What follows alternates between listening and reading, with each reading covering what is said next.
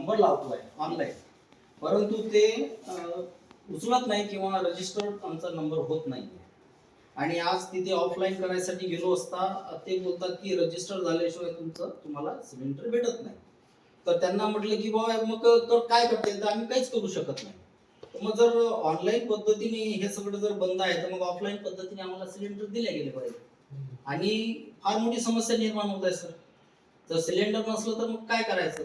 आम्ही आता समजा भाड्याच्या खोलीत राहतो आणि तिथं ते चुली भेटू देत नाही, मग अशा वेळेस काय करणार.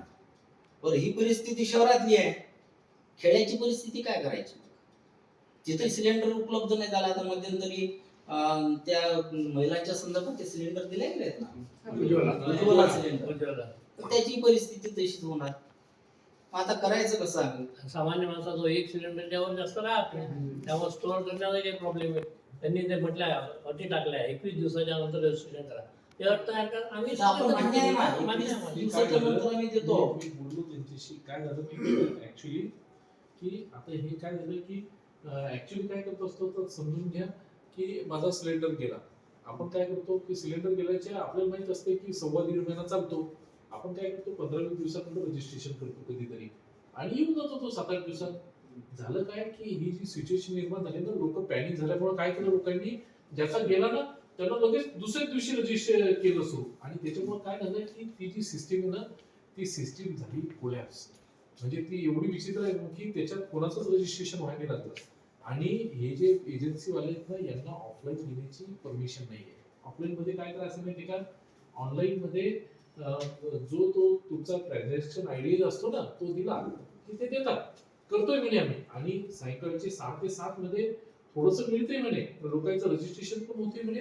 आणि तो जर आयडी आला तर आम्ही देतोय म्हणे. ऍक्च्युली ऑफलाईन मध्ये काय प्रॉब्लेम माहिती का, की ऑफलाईन मध्ये जो हजीर आहे तो वजीर, तो सगळ्यांना न्याय देणारी गोष्ट नाही होणार. ऑफलाईन घेणं मुश्किल आहे. आणि ऑफलाईन बद्दल आम्ही हे शासनाला पाठवू, पण ऑफलाईन बद्दल त्यांनाही परमिशन नाही. पण आजची परिस्थिती काय आहे सर, आज काय करता येईल आम्हाला. आज आमच्याकडे सिलेंडर नाही. आम्ही काय करायचं. त्यांनी काय केलं की त्यांनी त्यांच्या वरिष्ठांना पाठवलं. आता त्यांनी त्यांच्या वरिष्ठांना पाठवलं, ते गॅस एजन्सीवाले त्यांच्या सिनियरला त्यांनी पाठवलं. आणि खूप अडचण चालू आहे, त्यांनाही फेस करावं लागते लोकांना, हेही कळलेलं आहे. आता थोडस त्या बाबतीत हे पाहून सर 21 दिवस झाले की नाही लगेच मागतो काय ते त्यांना नका देऊ. आता ते करतायत.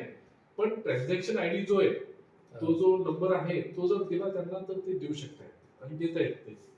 आज आम्ही तिथे जाऊन आलो सर, ते बोलतात काही नाही, रजिस्टर झालं तर सांगा आम्हाला, नाही काय. असं झालेलं आहे. कारण काय माहितीये का, ऑफलाईन मध्ये कोणीच खुश राहू शकत नाही. आणि ऑफलाईन मध्ये त्रास आजची परमिशन नाही सर. आजची जी परिस्थिती आहे त्याला अनुसरून तर तुम्ही ह्या सगळ्या गोष्टी केल्या पाहिजे. ऍक्च्युली मलाही ते परमिशन द्यायचे अधिकार नाहीये. मी हे पाठवतो निवेदन. त्यांनाही जोपर्यंत त्यांच्या कंपनीकडून वरून येत नाही तोपर्यंत ते काही करू शकत नाही. सर मग आमचे सिलेंडर संपले, आम्ही करायचं परिस्थिती कठीण निर्माण झालेली आहे. आपणच कसं आपण काय केलं, लोकांनी ते सिस्टीमवर भार खूप टाकला. म्हणजे जे लोक 10-15 दिवसानंतर रजिस्ट्रेशन करत होते ना, त्यांनी लगेच दुसऱ्या दिवशीच केलं रजिस्ट्रेशन. म्हणजे काही गरज नाहीये. त्यांना काय वाटलं, सिस्टम मध्ये या गोष्टी असायला पाहिजे की बॉय याचं 25 दिवस झाले त्याच्यानंतर याचं रजिस्टर झालं पाहिजे. अशी सिस्टम नाही का त्याच्यामध्ये.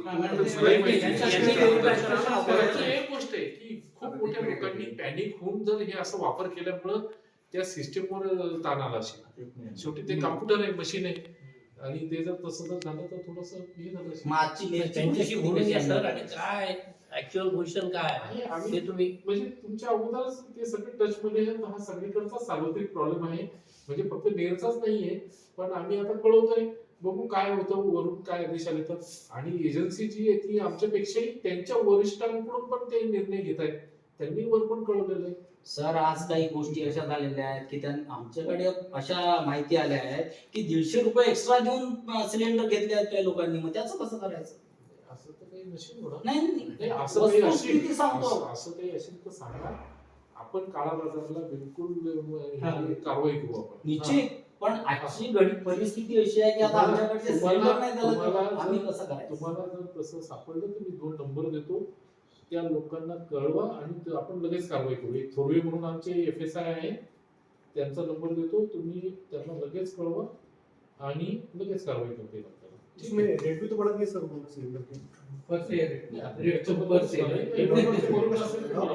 अरे पण आपले मुख्यमंत्री म्हणतात की आपल्या इथे परिपूर्ण साठा आहे आणि सगळ्या साठा असताना सुद्धा मग रेट वाढतात, हा विषय गंभीर है ना। गंभीर है ना सर, कैसा हमें गरीबों की ऐसी परिस्थिति है अभी कि अभी ऐसा बड़ी मुश्किल से उतने पैसे जमा कर लेंगे, उसमें फिर और रेट बढ़ेगा तो कहाँ से जर वाटलं तुम्हाला काळाबाजार करतोय आणि पैसे जास्त म्हणजे हे करतोय तसं सुरू आहे काळाबाजार, तर तुम्ही यांना कळवा.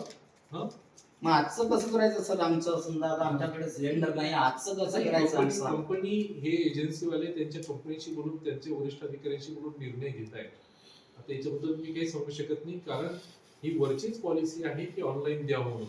नाही आमचं तसं त्याच्याशिवाय म्हणणंच जर नाहीये. काळाबाजार जर करत असतील तर तुम्ही इन्फॉर्म करा, आपण कारवाई करू. आमचं तसं म्हणणंच नाही आहे, ठीक आहे ना, पण तुम्ही म्हणताय की पहिले 21 दिवसानंतर रजिस्टर होत होतं, आता 25 दिवसानंतर होईल, एका महिन्यानंतर होईल, पण रजिस्टर्ड झालं पाहिजे. ज्यांचे समजा आलेले आहेत त्यांनी 6 ते 7च्या दरम्यान होते, सुरू आहे असं त्यांचं सर, मी म्हणणं आहे. 3 दिवसापासून कंटिन्यू त्याच्या मागे आहे. आज मला 30 दिवस पूर्ण झाले आणि माझा समजा जर उद्या सिलेंडर संपला तर आमचे घरमालक आम्हाला चुले पेटू देणार नाही. आम्ही करायचं काय? सही बात है सर, वो परेशानी होगी ना। परेशानी सगळ्यांचीच आहे, परेशानी सगळ्यांची. ऑनलाईन सुविधाच बंद केलेली आहे खऱ्या अर्थानं त्यांनी. तो रजिस्ट्रेशन झाले त्यांना वाटपच कसं याच्या पण करायचं? मार्गदर्शन फार गरजेचं आहे सर. 150 रुपये दिले बरोबर की आपण- नाही तर मग आम्हाला रस्त्यावर आल्याशिवाय पर्याय राहणार नाही हा भाग. कळू आपण, आम्ही वर कळू, त्यांच्याकडून जे आलं त्याच्यानुसार करावं लागेल ते.